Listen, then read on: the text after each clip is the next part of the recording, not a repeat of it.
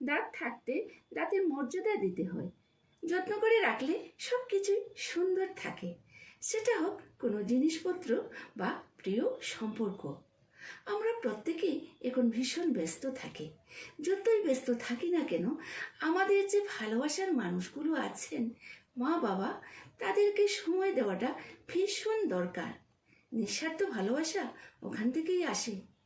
সময় থাকতে হাতটা ধরুন, নয়তো পরে আফসোস করে লাভ নেই। কারণ ওরা বেঁচে থাকাতে মূল্য বুঝি না, চলে যাওয়ার পর বুঝতে পারি।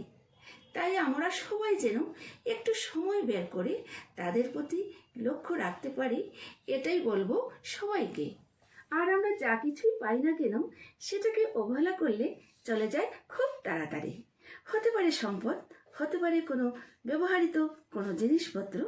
যত্ন করে রাখুন, আপনার কাছেই থাকবে, যাতে পরবর্তীতে আফসোস করার চেয়ে বর্তমানে একটু পরিশ্রম করে বা আদর যত্ন করে রাখলে নিজের জিনিস নিজের কাছেই থাকবে।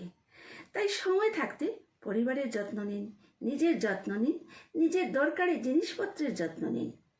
কেউ যদি সময় মতো কোনো কিছুর প্রয়োজনীয়তা বা গুরুত্ব না বুঝে আর কোনো কাজে অবহেলা করে, তাহলে পরবর্তীতে আফসোস করতে হয়। সময়ের কাজ সময় না করলে এই ধরনের প্রবাদ প্রায়ই আমাদের কানে আসে। দাঁত থাকতে কেউ দাঁতের মর্ম বুঝে না, এর মানে হলো সময় থাকতে সময়কে মূল্য না দেওয়া। হ্যালো বন্ধুরা, ভিডিওটি কেমন লাগলো কমেন্টস করে জানিও, আর ভালো লাগলে লাইক করে দিও। তো ঠিক আছে, টাটা, দেখা হবে পরবর্তী ভিডিওতে।